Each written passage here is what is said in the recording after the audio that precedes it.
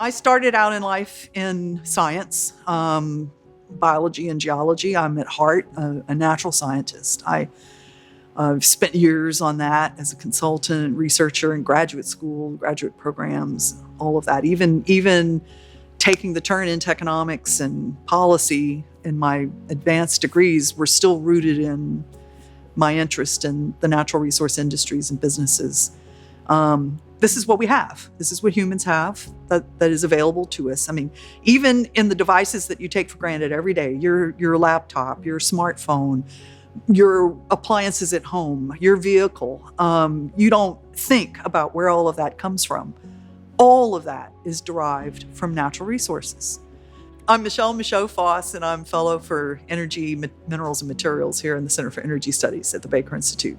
Eons ago, I started out as a young person working professionally, part of my early career, around the mining industry. I worked for an engineering consulting group in Denver, Colorado. My husband and I were based there at the time.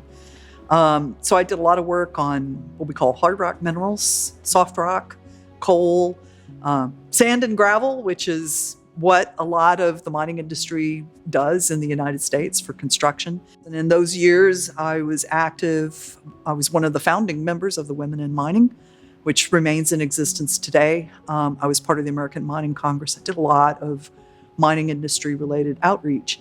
I'm also a Colorado School of Mines alum. That's one of my degrees. My master's is from Colorado School of Mines. For a really long time, I ran a research program that originated at the University of Houston and then was acquired by the University of Texas at Austin. I was the chief economist at the Bureau of Economic Geology at University of Texas, Austin.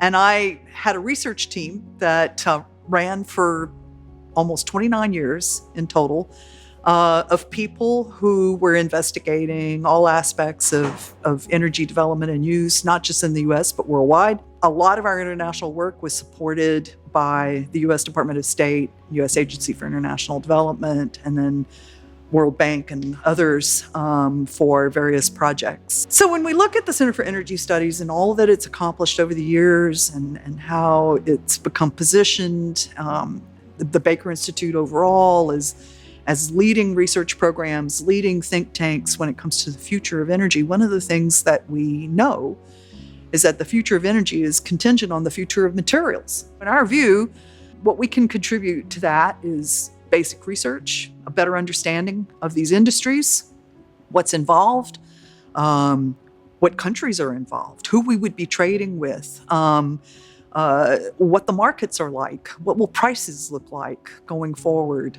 what policies are the most enabling policies for this cluster of natural resources that we depend on. And eventually, what I hope is that we'll be able, from the center, to release our own view on when we look at long-term energy outlooks, when we look at the supply and demand for energy going forward, what technologies we're going to use, what resources we're going to use, that we'll be able to say something meaningful about the considerations on the non-fuel mineral side, to really position CES and position the Baker Institute in a way that we can contribute meaningfully to the conversation about all of this.